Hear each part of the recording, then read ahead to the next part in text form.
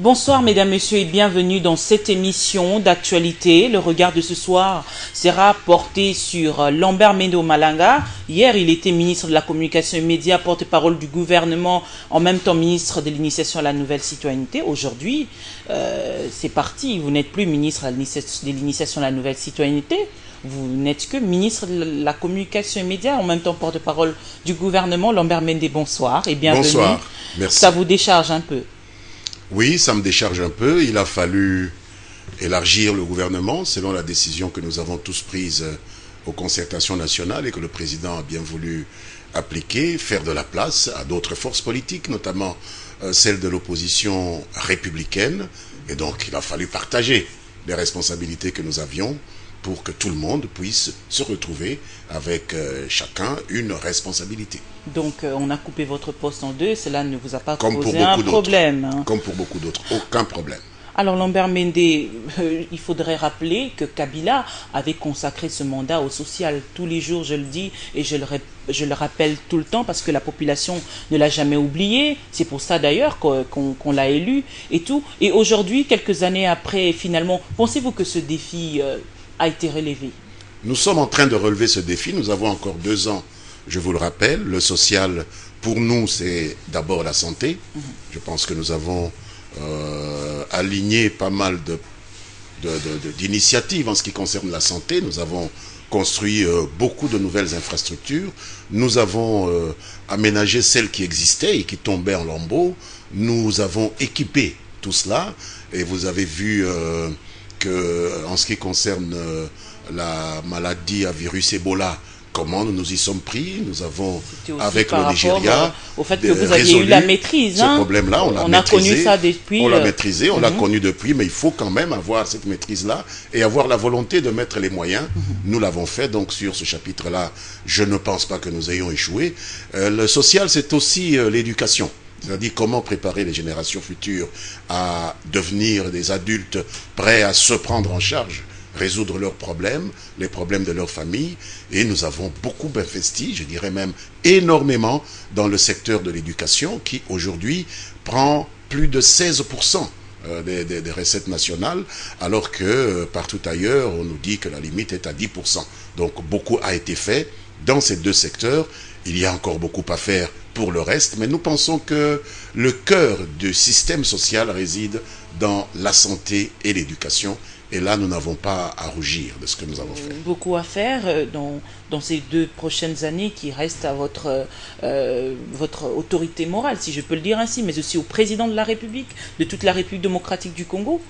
Pouvons-nous nous attendre quand même à une forte amélioration? La situation, les résultats doivent être aussi palpables, hein, vous savez. Le président Kabila est un homme de parole. Il a dit qu'il se colterait à ce défi du social. Il a commencé à le faire. Et c'est, vous l'aurez observé, une des raisons pour lesquelles il refuse de se laisser distraire par des débats qui nous éloignent justement de ces priorités pour lesquelles il avait été élu par l'ensemble des Congolais. Il tient à se concentrer sur l'exécution de son programme. Les questions électorales pour l'avenir viendront en leur temps, à la fin de son mandat. Nous n'y sommes pas encore, et donc il se concentre là-dessus. Je peux vous rassurer qu'il y aura très certainement. D'ailleurs, on va y arriver, on va en parler des questions électorales, mais d'abord, Joseph Kabila revient du Katanga, vous le savez, où il a prononcé un discours en Swahili. Il a soulevé plusieurs points, entre autres le volet économique. Il a soulevé un paradoxe qu'il y avait entre les camions de minerais qui circulaient dans cette province. Paradoxalement, il y avait la pauvreté qui gangrénait cette province, etc. Votre point de vue tout de suite, monsieur le ministre? D'abord, ce n'est pas la première fois que le chef de l'État soulève ce paradoxe. Vous savez qu'il a organisé à au moins 2 reprises des conférences minières.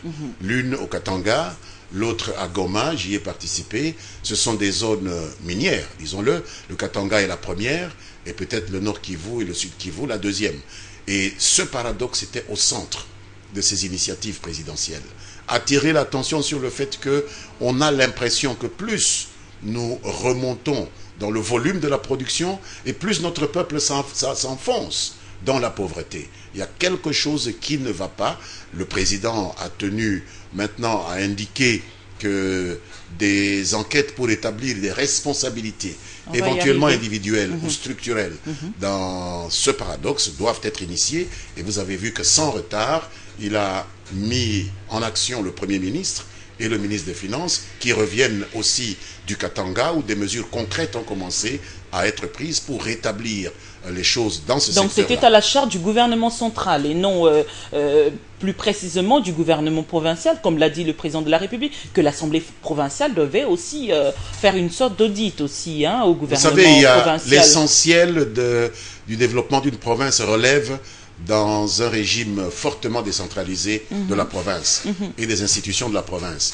Mais il y a des structures qui sont plus ou moins déconcentrées, qui dépendent des régies financières, qui dépendent aussi du gouvernement central, et donc le président commence par balayer devant la porte du gouvernement en demandant aux autres de faire de même, en demandant à l'Assemblée nationale du Katanga et des autres provinces de mieux contrôler les revenus qui ne sont pas tous collectés par les régies financières. Il en est d'autres.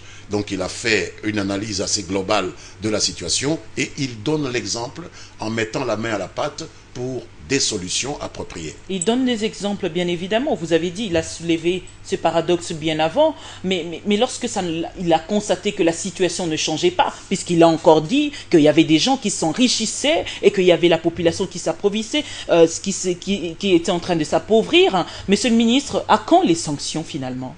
Mais c'est ce qui est en train de s'opérer. Je vous rappelle quand même que le ministre des Finances vient de retirer complètement l'ensemble des cadres des régies financières qui travaillent au Katanga. Je pense qu'il est en train aussi de bouger tous les cadres des régies financières dans toutes les provinces de la République démocratique du Congo, écarter ceux dont les performances ne sont pas satisfaisantes. C'est cela aussi la sanction. Je pense que c'est ça l'essentiel de la sanction. Alors, il y a certaines voix qui se lèvent, parlons de règlement politique, ce sont une sorte de règlement politique au regard du discours du président du tout-puissant Mazembe, qui est gouverneur de cette province, Monsieur Mende. Excusez-moi, mais est-ce que cela veut dire que pour vous, le gouverneur du Katanga est derrière toutes ces gestions, toutes ces... C'est lui quand même qui est le numéro 1, c'est lui qui gère cette province. C'est lui qui gère cette province, non, nous parlons de régie financière qui relève du gouvernement. Le gouvernement a pris ses dispositions en ce qui concerne donc, il y a les actes posés par les régies financières. Nous demandons au gouverneur et à l'Assemblée provinciale de faire leur part. Entre-temps, les enquêtes se poursuivent. Si nous découvrons que tel ou tel est responsable, il sera déclaré coupable et devra rendre compte. Pour l'instant, ne faisons pas une fuite en avant. Ceux qui ont été condamnés, ceux qui ont été sanctionnés sont connus. Mais arrêtez-vous là. Pourquoi vous allez chercher maintenant d'autres ramifications, à moins que vous n'ayez des informations à me donner sur la responsabilité du gouverneur. Une information à vous donner. Peut-être que vous avez suivi cette métaphore qu'il a parlé de faux penalty, etc. Vous-même, comment vous l'avez traduit, M. Mende? Qu'est-ce que cela a à voir avec la mégestion au Katanga? Excusez-moi. Il a parlé de faux penalty. Avant lui... Non, on a fini le dossier mégestion. Maintenant, on parle d'un autre dossier. Oui. Monsieur Mende, le gouverneur de la ville-province, de la ville du Katanga, pardon, de la province du Katanga, est rentré et il a parlé de faux penalty, de cette métaphore. Comment avez-vous traduit cela? C'est une métaphore totalement inappropriée dans le débat politique congolais, puisqu'à ma connaissance, à moins que vous ne me donniez l'information, le président de la République n'a jamais dit, ni au gouverneur du Katanga, ni à qui que ce soit, qu'il était candidat pour un troisième mandat pour ce fameux faux penalty. Donc ça répond à quel impératif, ça répond à quelle question? Quand est-ce que le président a dit à quelqu'un qu'il était candidat pour un troisième mandat pour qu'on puisse parler de faux penalty? C'est ça la question que nous nous posons. Est-ce qu'il faut maintenant distraire les Congolais avec des questions qui ne se posent pas? Est-ce qu'il faut inventer des histoires uniquement pour se mettre en valeur? C'est quand même une interrogation qui vaut son pesant d'or. Quand est-ce que le président a dit cela? Pour qu'on lui dise qu'il veut faire un faux penalty. Un membre de la majorité présidentielle qui arrive de son voyage et tout, qui annonce ce discours, finalement, on peut considérer qu'il a démissionné carrément de la majorité présidentielle. Moïse Katumbi aujourd'hui, fait-il toujours partie de votre famille politique, Lambert? Oui, madame, puisqu'il n'a jamais démissionné et nous ne l'avons jamais radié. Oui, madame. Il fait partie contre l'autorité morale? Oui, nous sommes un groupe démocratique. Je suis étonné que vous vous étonniez qu'on puisse être contre un point de vue imaginaire, puisque l'autorité morale n'a jamais émis ce point de vue-là, je viens de vous le dire. Mais il a dit qu'il y avait 2 faux penalty juste avant qu'on puisse atteindre le deuxième. Le troisième, pardon, il a parlé de 2 faux penalty. C'est un commentaire qu'il fait, c'est un Congolais. Il peut estimer que c'était un faux penalty. Moi, je peux estimer que c'était pas un faux penalty. Est-ce que dans un groupe démocratique, de point de vue. Oui, toute divergence doit donner lieu à une radiation, à une séparation. Chez nous, tel n'est pas le cas. Dans l'opposition, oui, je sais qu'il suffit de dire une chose contraire à ce que le tout-puissant leader de tel ou tel parti pense pour qu'on vous mette de côté. Tel n'est pas le cas chez nous. Regardez un peu les événements dans notre famille politique. Il y a peu d'autres responsables de niveau plus élevé même que celui-là ont pris des positions contre le point de vue imaginaire que vous attribuez au président, et ils sont toujours là, personne ne les a touchés, parce que nous sommes une famille politique où le débat existe, et les Congolais ont intérêt à faire du chemin avec nous, parce que nous au moins nous avons intégré cette valeur démocratique qui est qu'il faut tolérer Lambert le Mende, point de vue adverse. en dépit de tout cela, vous affirmez aujourd'hui que pour vous, Moïse Katumbi fait toujours partie de votre famille politique, c'est bien cela. Mais madame, Moïse Katumbi est gouverneur du Katanga. Le gouvernement provincial du Katanga est un gouvernement issu de la majorité à laquelle j'appartiens. Il n'a pas démissionné, n'a pas été révoqué, il n'a pas été radié. Vous voulez que je vous dise quoi? Pour faire plaisir à qui? La réalité, c'est qu'il a émis... Donc d'une manière officielle, donc vous nous parlez d'une manière officielle. Mais qui l'a révoqué? Donnez-moi un point de vue, donnez-moi un arrêté, donnez-moi un arrêté le suspendant, une ordonnance le révoquant, puisque le président peut le révoquer. Mais puisqu'il ne l'a pas fait, vous voulez que je vous dise quoi? Il y a toujours un gouverneur, il est gouverneur, malgré les avis qu'il a émis contre je ne sais quoi, la lutte contre les moulins à vent, finalement.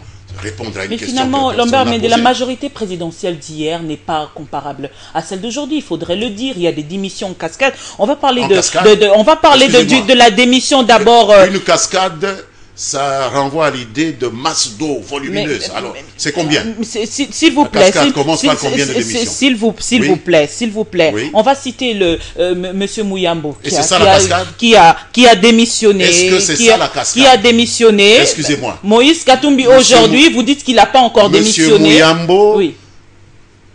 Responsable d'un parti politique qui n'a qu'un seul député, madame. C'est ça la cascade.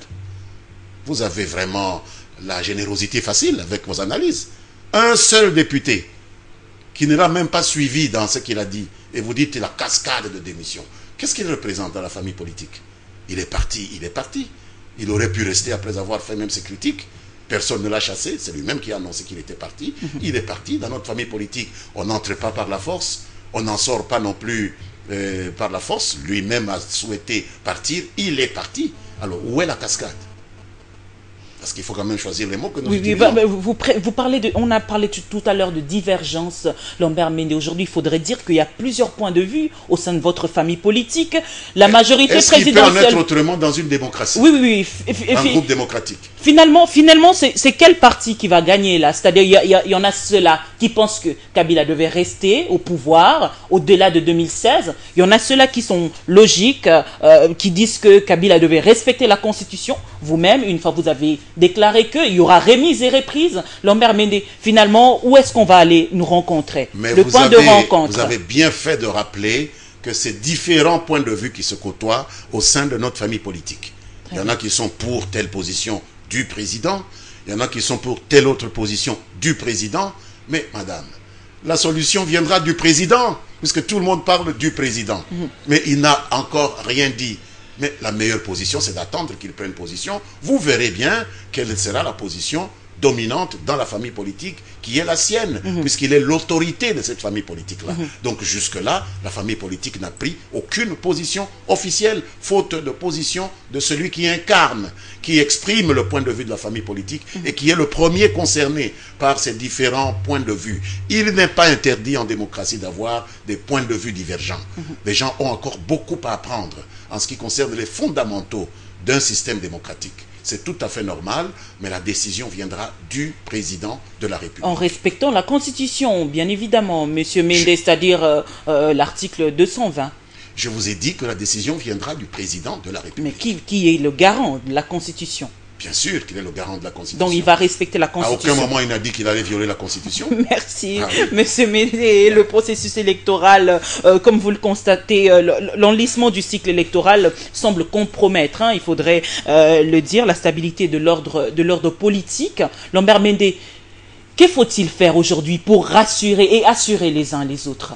Vous savez, le système électoral, il est fait pour permettre à des citoyens qui sont sujets de droit dans un pays d'émettre leur point de vue sur le choix de ceux qui dirigent leur pays et sur les programmes que ceux-ci vont leur proposer.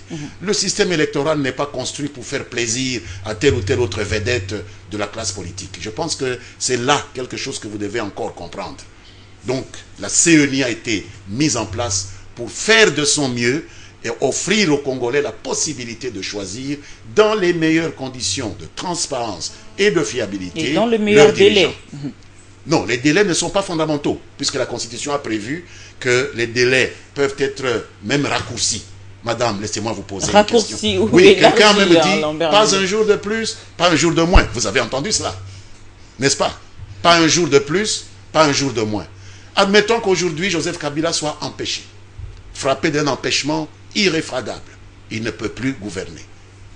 Si nous devons suivre nos amis de l'opposition, on ne fait rien, puisque pas un jour de moins. Donc vous voyez à quel point les gens parlent de certains concepts qu'ils ne maîtrisent pas. Non, madame, la Constitution prévoit la possibilité qu'il y ait des jours de moins s'il y a un empêchement de celui qui est président. Vous savez toute la règle concernant l'intérim. Vous savez les 90 jours pour faire l'élection. Si le président est empêché aujourd'hui, dans 90 jours, nous ferons l'élection. Mais est-ce qu'on est dans les délais dont vous parlez? Non. On sera en deçà des délais. Et si pour une raison ou une autre, on dépasse ce délai qui est prévu, mais la Constitution ne prévoit pas la fin du monde. Puisque même le Sénat qui existe maintenant, vous n'allez pas me dire qu'elle est dans les délais. C'est parce que la Constitution a prévu la possibilité d'attendre que ceux qui doivent les remplacer soient élus, qu'ils sont encore là le plus légalement du monde. Tous les gouverneurs sont encore là en fonction de ce principe-là. Alors, ce principe, il a été édicté par la Constitution pour toutes les institutions. Les assemblées provinciales sont des institutions. Le Sénat est une institution, le président de la République est une institution. Alors, ma question est de savoir pourquoi ce qui est valable pour les autres institutions ne l'est plus pour l'institution président de la République. Est-ce qu'on réfléchit avant de parler, de lancer des concepts? Est-ce qu'on réfléchit? J'insinue que la Constitution a déjà tranché ce problème. Il faut cesser de lancer des débats. Donc s'il n'y a pas élection, l'institution président de la République pourrait être là en continuation pour éviter le vide juridique. Mais au nom de quoi les assemblées provinciales existent? Au nom de quoi les gouverneurs sont encore gouverneurs? Mais finalement, la population va craindre, monsieur Méndé, qu'il n'y aura pas élection en 2016, finalement. Je suis désolé, mais je ne suis pas en train de mentir, monsieur Méndé. Je vous donne l'explication que nous avons un Sénat aujourd'hui qui travaille conformément à la loi. C'est une sorte de justification, donc le président de la République peut aller au-delà. Vous lisez la Constitution, il n'y a pas de justification. Je vous demande de lire. Il ne faut pas animer des émissions sans lire la Constitution. Monsieur Méndé, c'est votre point de vue. Ce n'est pas mon point de vue, madame, c'est la Constitution. Ne me dites pas que c'est mon point de vue. Monsieur Méndé, puisque... J'exige que vous reconnaissiez que ce que je dis est dans la Constitution. On va évoluer, monsieur Méndé. Vous n'avez pas lu alors? Excusez-moi, on est dans même l'ordre d'idée. On va évoluer. Sinon, je ne viendrai plus à vos émissions. Monsieur Méndé, si vous ne lisez pas la Constitution, que vous m'interrogez sur la Constitution. Monsieur Méndé, on est dans la Constitution. Okay. On reste dans la Constitution. Voilà. Ce que vous voulez nous faire comprendre aujourd'hui, c'est parce que le Sénat a débordé les assemblées. Donc le président aussi pourrait... La Constitution a prévu les mêmes règles pour les institutions, qu'elles soient provinciales ou nationales. Ça, nous le savons. Le président est une institution. Alors de quoi parlez-vous? Pourquoi vous dites que moi j'interprète? Non. Je vous dis que c'est dans la Constitution. Non. Ça, nous le savons, monsieur Méndé. Ça, nous le savons. Quel est le problème? Non. On est en train d'envisager une hypothèse. Donc, le président de la République peut aller aussi au-delà. Quand la Constitution a écrit, vous n'avez pas à me parler d'hypothèse. La Constitution prévoit que le président, le Parlement, le Sénat, les assemblées provinciales, lorsque pour une raison ou une autre, qui est appréciée par la Cour constitutionnelle, ont dépassé le délai, pendant qu'on organise les élections pour les remplacer, le combler il le reste en vide fonction. juridique. Alors ne me dites pas que c'est moi qui interprète. Non, c'est la Constitution. C'est la Constitution. Merci.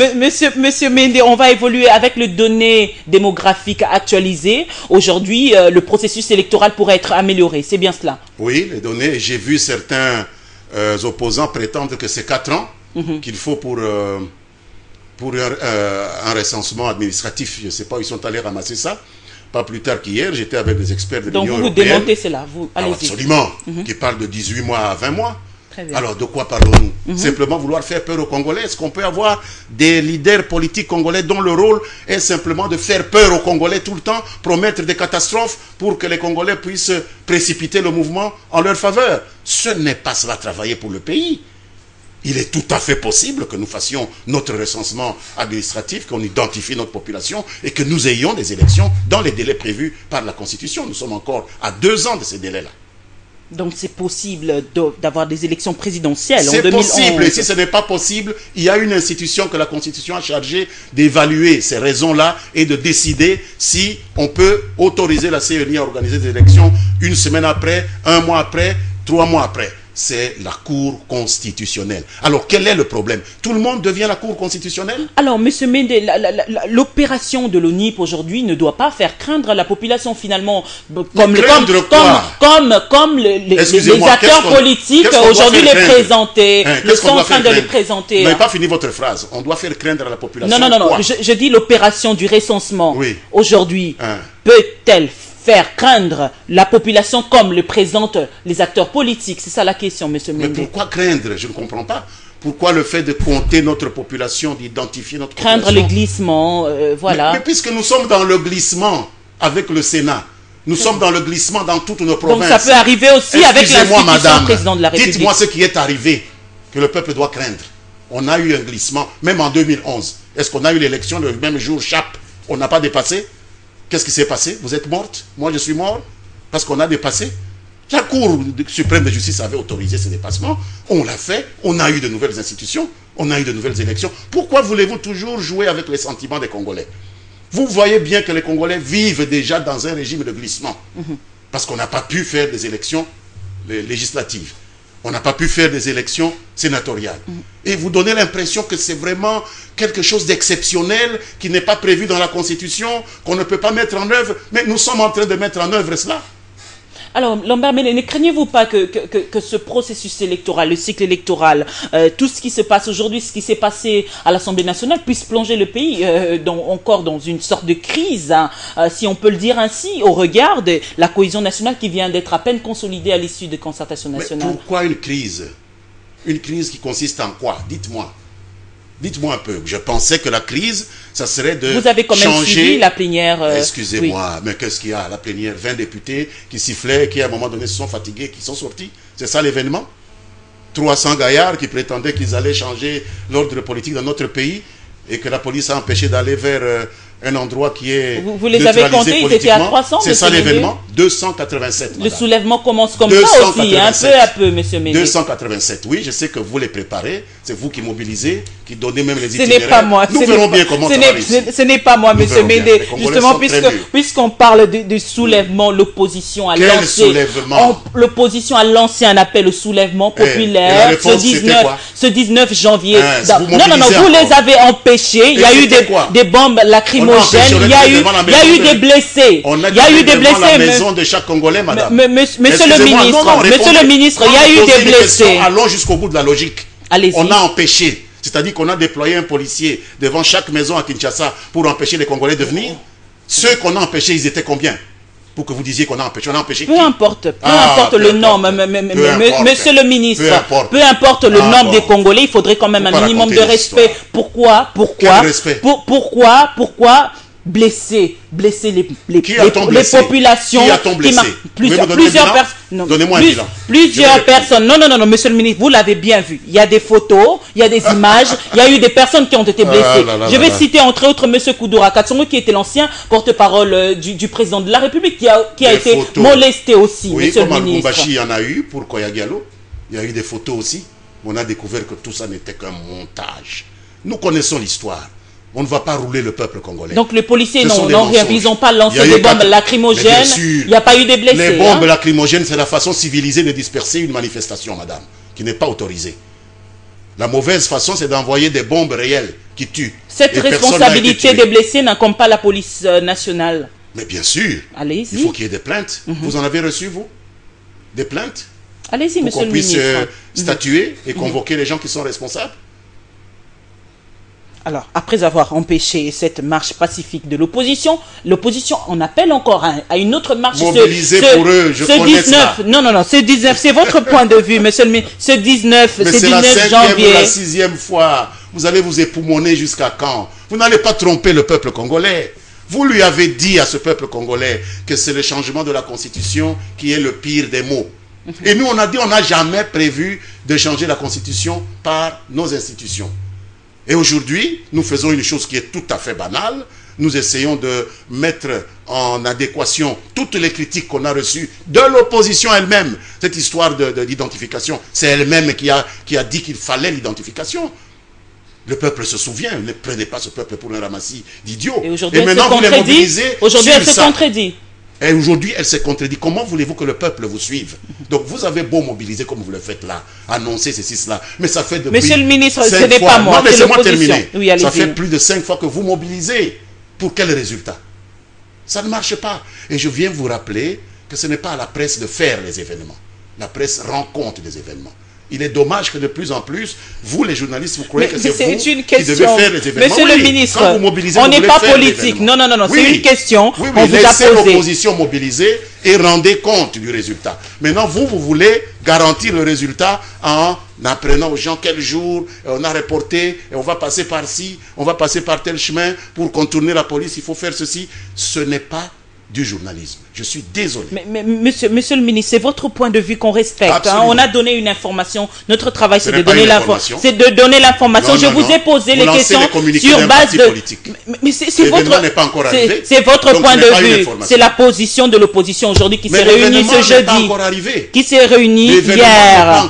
Alors, monsieur le ministre, par rapport à cet appel de l'opposition qui demande à ce que le peuple puisse se soulever, Vital Kamerhe dit d'ailleurs qu'il se lève contre Kabila. Kabila doit partir, c'est ce que Vital Kamerhe a dit. Le peuple congolais choisit Kabila et Vital Kamerhe qu'on n'a pas choisi va venir dire Kabila doit partir et vous croyez que le peuple va le suivre. Mais vous parlez de quel peuple? Vous parlez de quel peuple? Nous avons un peuple mûr. C'est ce peuple qui a choisi Kabila. Ce peuple avait le visage de Vital Kamerhe quand il choisissait Kabila. Alors hier, ils n'ont pas choisi Kamerhe, c'est aujourd'hui qu'ils vont choisir le mot d'ordre de Kamerhe que Kabila doit partir. Qu'est-ce qu'il représente dans ce peuple? Soyons sérieux, même pas 7% d'électeurs. Alors, monsieur le ministre, je veux terminer ma question. Alors, ils appellent au soulèvement, etc. Ils n'arrêtent pas, ils continuent. Oui, depuis 5 fois. Pourquoi Kabila, ça ne sera que la 6e fois. Joseph Kabila, en sa qualité de garant de la nation, ne peut pas rassurer le peuple congolais qui partirait vraiment ça, le peuple congolais, en 2016. Madame, s'il vous plaît, c'est ça le peuple congolais? C'est les gens que moi j'ai vus là, près du siège du parti de M. Kamerhe. C'est le peuple congolais? Mais vous avez une trop petite idée de votre peuple, madame. S'il vous plaît, soyons sérieux, sachant de quoi nous parlons. Il suffit que 2 dizaines de personnes se réunissent, c'est le peuple congolais. Qu'est-ce que ça veut dire ça? Est-ce que ce n'est pas un abus de langage de votre part, le peuple congolais? Il s'est exprimé comment? Vous avez fait un sondage où? Vous l'avez vu réuni où? Vous avez vite fait de donner du peuple congolais à n'importe quoi. C'est un groupe de gens qui ont un point de vue. Nous sommes prêts à en discuter. C'est pourquoi nous avons amené l'affaire au Parlement. Vous voulez me dire que M. Kamerhe n'est pas représenté au Parlement? Pourquoi vous l'encouragez à aller dans la rue? Vous croyez que c'est dans la rue qu'on va créer quelque chose de concret, de bien pour notre pays? Et si le Parlement bloque tout? Mais bloquer comment? Au regard justement de la majorité. S'il vous plaît, Lambert, mais vous allez me laisser finir par rapport à la majorité parlementaire. Et quoi? Oui. C'est la démocratie? Mais vous parlez de quoi? Dans quel pays au monde vous avez vu une majorité refuser d'exprimer son point de vue pour faire plaisir à l'opposition? Il y a un débat, il faut que l'opposition convainque les gens de la majorité. Une majorité qui vote en toute conscience, dans le sens de l'intérêt général. Non, c'est une question, qu'on pose. On n'insulte pas. C'est une question, monsieur le ministre. C'est une question qu'on vous pose. Alors, monsieur le ministre, vous avez suivi Etienne Tshisekedi qui appelle aussi à un dialogue. Finalement... Pas aussi. Vous avez une façon de poser des questions, Barbara. M. Tshisekedi appelle à un dialogue. Quand vous dites aussi, c'est comme si M. Kamere aussi appelait à un dialogue. M. Tshisekedi a pris son initiative d'appeler à un dialogue. Très bien. Et donc, c'est une évolution que nous considérons comme positive. Dialogue, dialogue. Il a appelé à un dialogue, monsieur le ministre. Oui. Il parle encore de la vérité des urnes. Bien sûr, c'est un point de vue. On ne peut pas avoir raison à 100%, tout comme il n'a pas tort à 100%. Le dialogue s'impose. Est-ce que c'est encore à l'ordre du jour? Nous avons eu un dialogue. Nous sommes prêts à le poursuivre. C'est ça que le président entendait par « ma main reste tendue ». Nous sommes prêts à le poursuivre. Mais sur le contenu du dialogue, nous ne pensons pas que la matière concernant la vérité des urnes puisse se poser encore, puisque personne n'est au-dessus du juge électoral dans un pays. On ne peut pas jouer avec les institutions. Monsieur le ministre, s'il vous plaît, juste une petite question. Oui. C'est à qui de définir l'ordre du jour? Le président de la République, madame. Très bien. Oui. Et je pense que quand le président Tshisekedi parle ainsi, il sait à qui il s'adresse. Il s'adresse au président de la République. Alors aujourd'hui, ce dialogue pourrait avoir lieu, ou doit avoir lieu, Lambert Mende. Le dialogue du côté de notre famille politique, vous avez toujours il est toujours à l'ordre du jour.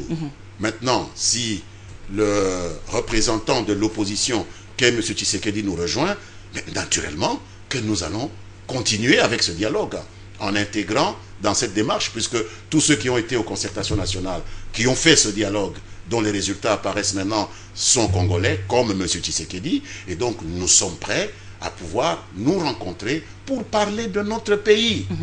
Voilà tout. Donc c'est quelque chose de positif, mais ce n'est pas ce que M. Kamere a demandé. Très Lui bien, dit que Kabila doit partir, etc. On ne sait même pas comment il va s'y prendre. Hier, Kamere réclamait le dialogue. Aujourd'hui, il a changé de position. Mais c'est ça le problème qui rend difficile à la population de le suivre. Ce n'est pas qu'il est congénitalement impopulaire, mais le fait qu'on prend une position X à midi, une position Y le soir, vous déroutez même les gens qui vous suivaient. En politique, il faut une certaine constance. C'est ça qui lui manque. Ce n'est pas parce que vous avez traîné les pas, monsieur le ministre, à pouvoir organiser ce dialogue. Ils ont attendu un peu longtemps. 2013, comment ? Fin 2013, nous avons organisé le dialogue. Et du coup, il n'a plus voulu rien entendre. Voilà le problème. Et quand nous terminons le dialogue qu'on le met en œuvre, du coup, il veut en parler. Et puis, il ne veut plus. Alors, finalement, on ne sait plus quand est-ce qu'il faut le croire. Donc, vous êtes toujours ouvert, même à M. Kamere et les autres. Oui, ils peuvent toujours venir à tout moment. Le président dit « ma main reste tendue ». Il n'a pas dit « sauf à qui que ce soit ». La main reste tendue. Mais si quelqu'un croit qu'il va venir forcer l'histoire, forcer la volonté des Congolais, changer l'ordonnancement qui a été mis en place par les Congolais et qui doit durer de 2011 à 2016, je crois que c'est un vœu pieux. Ça ne se fera pas. Et on ne le laissera pas faire. Monsieur le ministre, comme le pensent certains, est-ce qu'il y aura encore un nouveau gouvernement de cohésion nationale ou de débouchage, etc., après ce dialogue, finalement?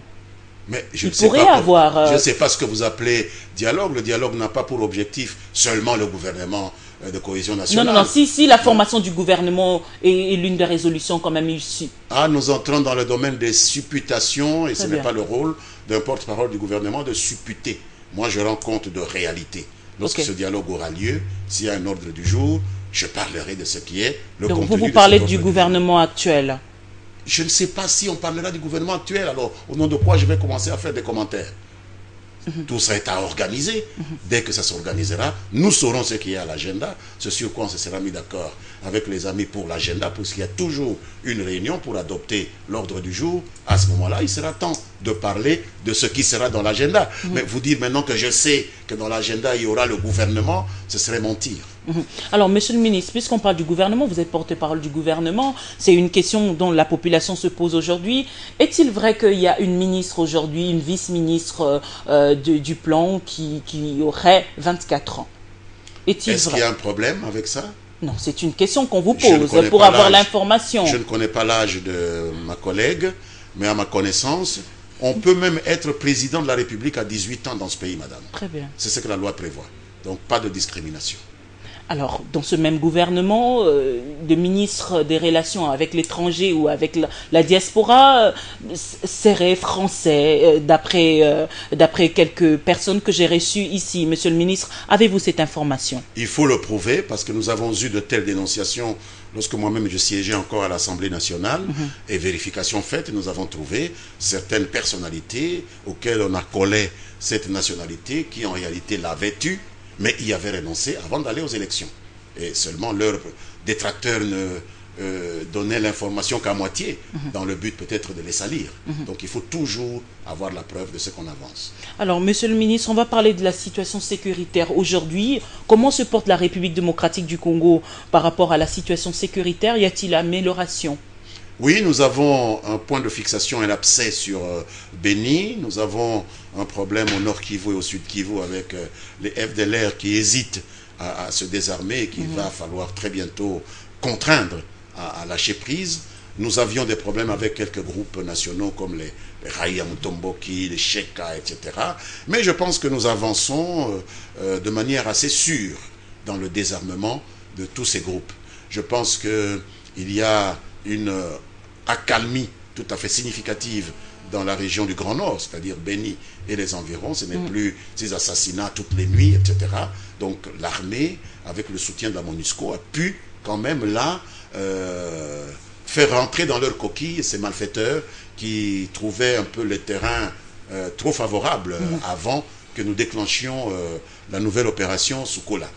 Dans le sud Kivu, nous avons défait les FNL, on a anéanti toutes leurs bases. Totalement. Ils collaboraient aussi avec certains FDLR qui ont dû fuir. Oui. En tout cas, pour les FNL, on ne peut pas croire qu'ils aient encore une chance de se reconstituer. Nous avons pu recevoir la reddition d'un chef des Raïa Mutomboki, toujours au sud Kivu. Pour l'instant, les Maïmaï Tcheka sont en train de subir la pression des forces armées de la République.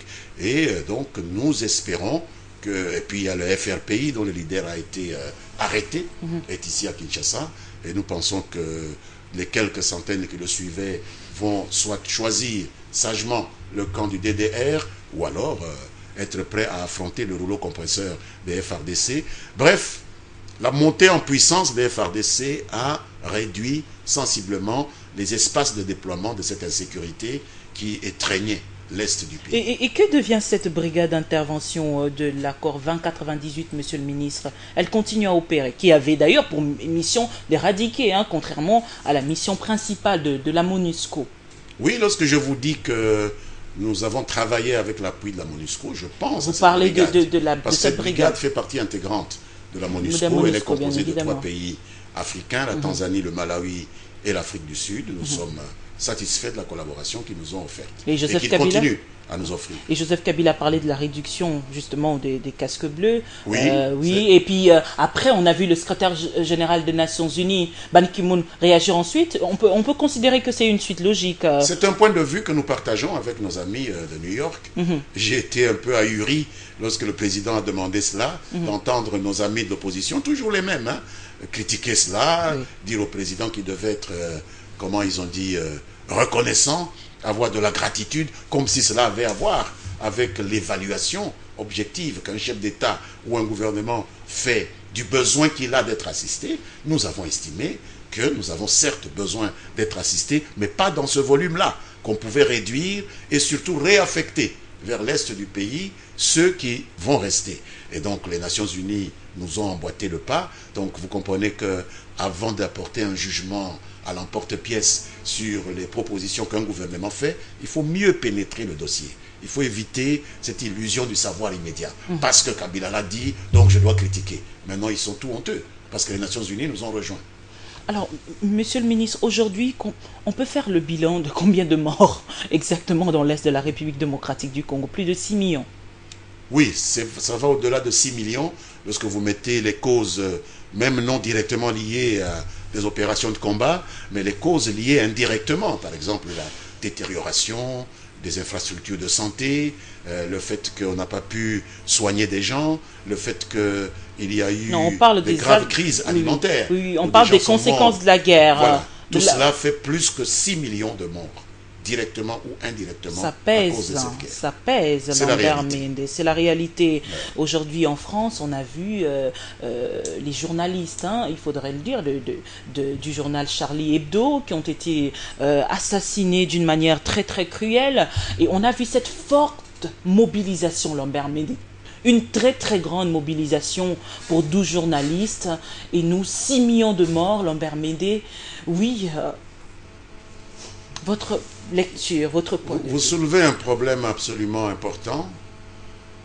La France a exprimé son désarroi et sa condamnation de ces actes qui ont tué comme ça d'un coup 17 personnes innocentes.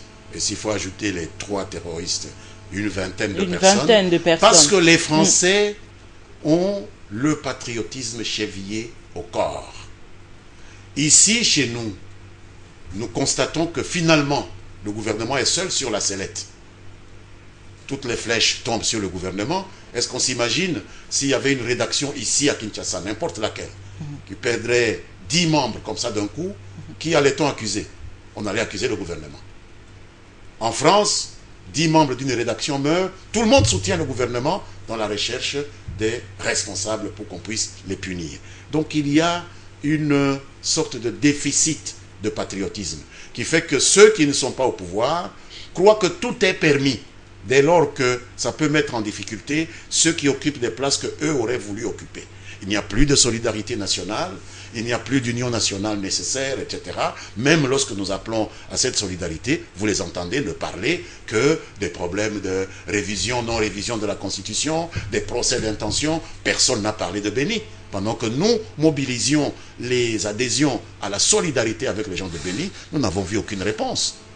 Lorsque nous prenions des mesures pour frapper certains médias, j'ai levé des mesures il n'y a pas longtemps, certaines mesures, parce qu'on a pu faire des enquêtes qui soutenaient, même sans le vouloir, les actions de ces ADF Nalou. Vous avez vu, ici, dans la classe politique, des gens se lever pour défendre des gens qui, en réalité, étaient en collusion avec les rebelles des ADF Nalou, qui nous ont tué des centaines et des centaines de Congolais. Donc, il y a un problème de patriotisme.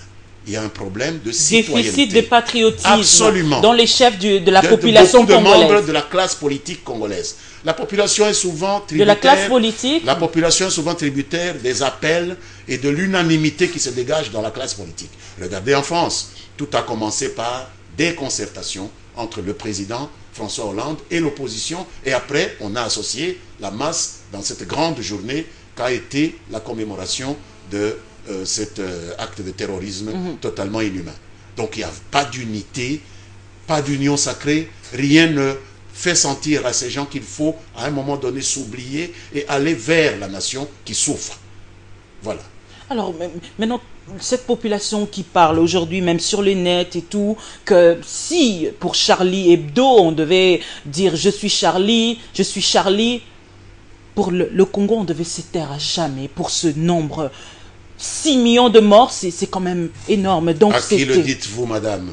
Je suis celui qui s'époumonne matin, midi et soir pour ces 6 millions de morts. Mais regardez le traitement qui m'est réservé dans ces réseaux sociaux dont vous parlez, qui ne représentent pas la population, hein, ou du moins ne représentent qu'une infime partie. Vous le savez. Nous ne sommes pas un pays très bien équipé en réseaux sociaux. Regardez la population. Moi, j'ai confiance en elle. Mais vous savez, il y a une classe dans la classe politique qui n'a que faire de tout cela. Je suis celui qui s'égosille tous les jours pour les centaines de gens qui crèvent à Béni. Et regardez comment ils réagissent en disant que nous mentons, nous racontons des histoires. Lorsque nous dénonçons des gens qui sont à la base de cela, regardez tous les communiqués qu'ils font pour soutenir ces gens-là. Donc, il faut qu'on lutte contre ce déficit de citoyenneté et de patriotisme. Nous sommes vraiment les demandeurs. Monsieur le ministre, quelques Congolais que j'ai rencontrés, je leur ai posé la question de demander en solidarité avec la France, aujourd'hui, s'ils pouvaient dire qu'ils étaient Charlie aussi. Ils ont dit carrément qu'ils étaient Kivu, qu'ils étaient Rutshuru, etc. Et vous aussi, aujourd'hui, on vous demande, Lambert Mende, êtes-vous Charlie pour justement soutenir ce qui est arrivé en France? Qu'est-ce que vous allez nous dire? Tout d'abord, je dois répéter ce que le gouvernement a dit par ma voix, que nous condamnions le terrorisme. Et que donc nous condamnions ce qui s'est passé chez Charlie. Donc vous êtes Charlie? Non, je n'ai pas dit que je suis Charlie. Nous condamnons ce qui s'est passé chez Charlie Hebdo. Et nous avons appelé tous les gouvernements du monde, le gouvernement français y compris, à pouvoir devenir beaucoup plus solidaires qu'ils ne le sont maintenant de tous les peuples qui sont en but au terrorisme. Que ce soit au Nigeria, que ce soit au Soudan, que ce soit en RDC, que ce soit en RDC. Nous avons vu, nous voyons ce qui est en train de se passer au Kivu. Nous voyons ce qui est en train de se passer à Béni. Et nous ne voyons pas beaucoup de solidarité qui viennent de nos amis, alors que le drame est 1000 fois plus important que ce qui s'est passé chez eux. Nous comprenons que nous ne pouvons pas tolérer ce qui s'est passé chez eux, mais nous leur demandons aussi d'avoir de moins en moins de tolérance vis-à-vis de gens, même lorsqu'ils se préparent à plonger nos pays dans de tels chaos. Et beaucoup de gens se préparent à nous plonger dans ce chaos, même ici à Kinshasa, parfois avec l'encouragement de cette communauté internationale. Nous disons attention. Wow. Il y a un risque de Êtes-vous glissement. sûr de ce que Là vous est le dites? vrai risque de glissement, où on sort de la compétition avec et on la va communauté dans le internationale. terrorisme. Oui, parce que lorsqu'on s'habitue à encourager des gens qui ne veulent pas du dialogue, lorsqu'on s'habitue à encourager des gens qui ne veulent plus choisir le moyen, quel est le moyen de lutte? Nous avons entendu un leader de l'opposition dire crûment devant la télévision qu'il est en combat contre les forces de l'ordre. Il l'a dit. Nous n'avons entendu aucune chancellerie condamner cela. Comment un homme politique, candidat président de la République, peut dire « je suis en guerre contre les forces de l'ordre ». Aujourd'hui, on a tué 2 policiers en France. Et on a vu comment le pays s'est soulevé. Je suis Charlie, c'est aussi pour ces policiers-là. Aujourd'hui, en Belgique, il y a eu 2 malfrats qui ont été abattus par la police parce qu'ils ont tiré sur la police. Ils sont toujours prêts à condamner l'opération Likofi, mais ils ne sont pas en mesure de... Je voudrais bien voir ce qu'ils diront des policiers belges qui ont abattu 2 malfrats à Verviers, qui n'ont tué aucun policier. Ils ont seulement tiré. Donc, qu'est-ce que c'est que cette sélection, cette émotion sélective? On ne peut pas accepter cela. Je voudrais engager mes frères de l'opposition à cesser d'encourager cette émotion sélective. Et vous avez fait la remarque au bureau conjoint des Nations Unies aussi, hein, par rapport à cette impartialité, ou cette partialité, si je peux dire ainsi. Nous avons eu cette dispute qui a abouti même à déclarer quelqu'un que nous n'aurions pas voulu déclarer persona non grata. Nous l'avons déclaré persona non grata parce que ça revenait à tout bout de champ. Et ça venait à dénaturer en fait notre lutte pour instaurer un peu plus de paix, un peu plus de convivialité et un peu plus de sécurité pour notre peuple. Pourquoi ce qu'on supporte ailleurs devient insupportable ici? Pourquoi ce qui est une vertu ailleurs devient un crime ici? Quand la police se comporte bien ailleurs, c'est bon. Quand elle se comporte bien ici, il faut enquêter, il faut les sanctionner.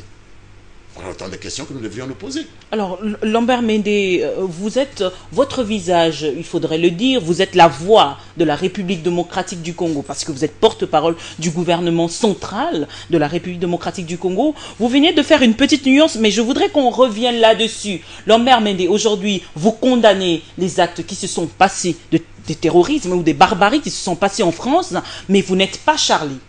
Mais écoutez, je ne suis pas en France, j'ai à vivre dans un pays où nous avons un niveau de terrorisme autrement plus élevé que ce qui a été vécu en France. Je salue le patriotisme des Français qui ont marché contre ce qui est pour moi une horreur indicible. Mais moi, j'appelle à des solidarités pour mon peuple qui est victime d'une horreur encore beaucoup plus importante. Voilà tout. Je n'ai pas entré dans le conformisme. Je suis Charlie, puisqu'en France on dit je suis Charlie. Donc Lambert Mende n'est pas Charlie. Non, non, non. Dans d'autres pays, on le dit aussi par signe de solidarité et tout. Lambert Mende n'est pas Charlie, on a bien compris. Ce qui ne veut pas dire que je ne suis pas solidaire. Non, non, non. Vous gens, soutenez. Moi, vous venez de le dire. Vous êtes solidaire. De Wolinski, de Cabu et tout ça. J'ai étudié en Europe pendant des années. Donc je connais ces gens-là. Pour moi, ça a été un choc. Mais nous demandons qu'il y ait une égalité dans l'expression de solidarité avec les victimes du terrorisme. En parlant Parce que du sinon, dessin, nous n'en finirons pas. En parlant du dessin, avez-vous vu la une de Charlie Hebdo du 14 janvier qui montrait le prophète Mahomet tenant je suis Charlie, un panneau là où c'est écrit je suis Charlie, tout a été pardonné, Lambert Mende, et les musulmans dans tout ça finalement J'ai compris que les musulmans ne sont pas très heureux de ce qu'ils considèrent comme un sacrilège, puisque apparemment dans leur foi religieuse il n'est pas question de dessiner le prophète ou de le faire représentés dans des images ou des statues, etc. Bon, moi je ne suis pas musulman, j'ai difficile à porter un jugement définitif, mais je dis, il faut toujours faire attention aux sentiments des autres. Je pense que le respect aussi justement, vous êtes ministre de la Communication, il faudrait quand même établir une sorte de parallélisme entre le libertinage d'expression et la liberté d'expression. Liberté d'expression, cela ne veut pas dire choquer la croyance de l'autre aussi. Hein. Bon, mais je pense que si en France, la croyance est qu'on peut représenter ces choses-là, il y a des pays où la croyance est tout à fait contraire, le Sénégal, le Niger, d'autres pays qui ont interdit que ces journaux entrent chez eux. Chacun gère ces choses-là à l'aune de ses propres convictions et je pense que tout sera bien. Vous vous éloignez un peu du débat, Lambert Mende, je vous le concède. Lambert Mende, en ce grand jour où on pense à ce héros national, Mzee Laurent Désiré Kabila, si on vous demandait de lui écrire une lettre ouverte en 5 lignes, que diriez-vous?